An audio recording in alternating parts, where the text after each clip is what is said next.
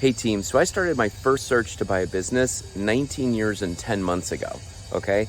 I've been doing this for a long time, and ever since buying existing companies has been sort of popularized by social media, there's a number of falsehoods that create exceptional clickbait in this industry. And so what I want to talk about are sort of the differences between the things that are going to get clicks in this space and the reality of what buying businesses is all about, right? So in this video, we're going to break down the gap that exists between the marketing and the reality.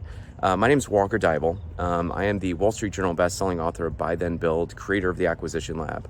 I've bought a number of companies, over half a dozen. I wrote the best-selling book in the arena. It was adopted by a number of universities. I taught entrepreneurship through acquisition at the Olin School of Business, and I've advised on over 300 transactions.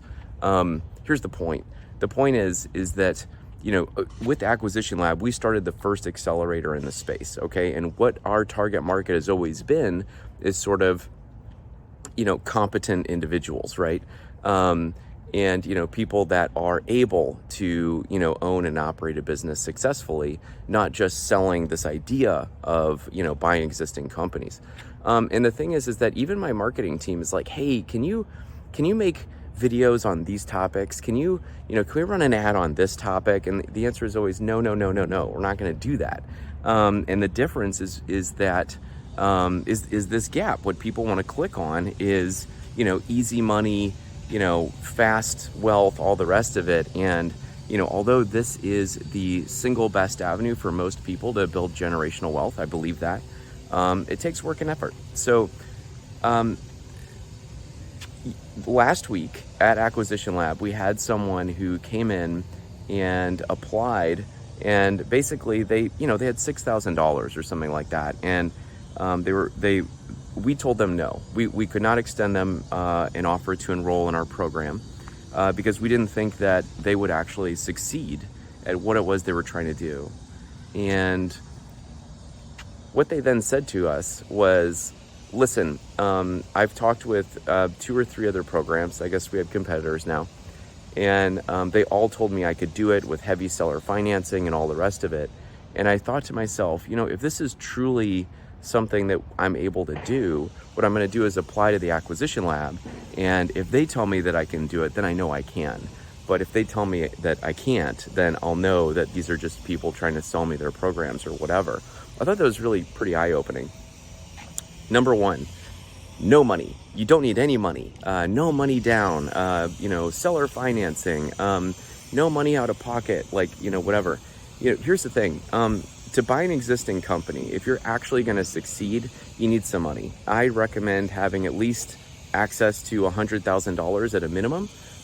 With that, you should be able to buy one of the largest 4% of companies in the United States. With a personally guaranteed bank loan with it, okay? If you start your journey to buy an existing company with no money, planning to use seller financing or, raise from a bunch of investors that you don't know yet or anything like this, it's sort of like saying that you're going to, walk from, St. Louis to Kansas City, right? Or I'm in Miami, walk from Miami to Orlando. You can do it. It's possible. It happens. But the thing is that you're set up for a journey that is going to take forever, and you're not really armed for success to begin with. If you're not willing to put skin in the game, it's going to be really hard for you to extract the single most valuable thing that most sellers have, which is their business, right? And especially with no money down and heavy seller financing and whatever, okay? People want to see that you have skin in the game, all right? Even when you are using other people's money, they still want to see you paying for your search, paying for the diligence, putting some cash in. It's not a free ride to the entrepreneur. Number 2 would be, no time, okay? So, look, going back 20 years, I can tell you that the single highest Google searches in this space were around how to buy a laundromat and how to buy a car wash, okay? And the truth is that both of these are not actually businesses in my mind. They're real estate. Okay, they just have machines living there and not people, right? But by and large, they are businesses, and that they can be improved. There's marketing that can do things, but they've got a ceiling in terms of what they can actually do. And the reason we're entrepreneurs is because we want to be able to have impact and build wealth and run a business and all these other things. And I think that when you look at like any profile of an entrepreneur and tell them, hey, we want to build a laundromat from scratch, that's not usually the profile of person, right? And the thing is that like these are very passive style investments where entrepreneurship is actually quite active. You're the CEO, you're the manager, you're the person in charge of running the business, right? And so, trying to sell you these concepts of, passive income through, business ownership, I just think is misguided. It's not the point, okay? Number three, quantity over quality. Walker, I bought 17 businesses last month. No, you didn't, okay? No, you didn't. There's something else going on there. And the point is that, you look at Steve Jobs, you look at Bill Gates, you look at all of the most successful entrepreneurs of the last century, and the majority of them had one business, okay? Sometimes serial monogamy, one at a time. But there's not all of this like running out and building massive portfolios from zero right away. Okay. If you're going to, build a holding company or anything like that, you're talking about, you're talking about being a capital allocator and not really an entrepreneur, right?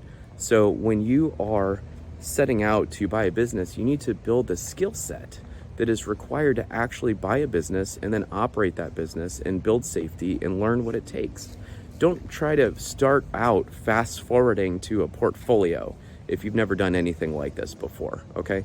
I think the name of the game here is, number one, have some money, okay? If you don't have money, then what I would tell you is even the opportunity cost of you going out to buy a business is probably better spent doing something else, okay? You got to have some skin in the game. You got to have some money to put into it. Number two, be prepared to spend a lot of time. I think that running a business takes time and it takes effort, okay? It takes sleepless nights. This isn't a job. It's not a job. It's a responsibility, okay? And you need to take responsibility for what you're signing up for. And number three, focus on quality first. Focus on, buying one company that fits your needs in terms of things that you can grow and cash that you sort of, need to live your life and beyond, and work at growing that upside, because it's that kind of sweat equity component that's really going to next level the business. And I think going into this practice, trying to get freebies and free coasting and all the rest of it is just completely wrong. Okay, so anyway, that's just my thoughts here this morning. I'm sure all these people are all business owners. None of these yachts are mine, but I'm working on it. Listen, we started Acquisition Lab to be the elite accelerator in the space, okay? And we have a vetted community. We've anchored in world-class education. We've got 6 coaching calls a week. And lifetime access is like rounding error in terms of a budget for buying a business, and that's all deliberate and on purpose. So come get the tools, come get the resources, come get the community of people that have acquired over 300 million in business transactions in the last few years. My name's Walker Dybel, and I'll see you on the inside.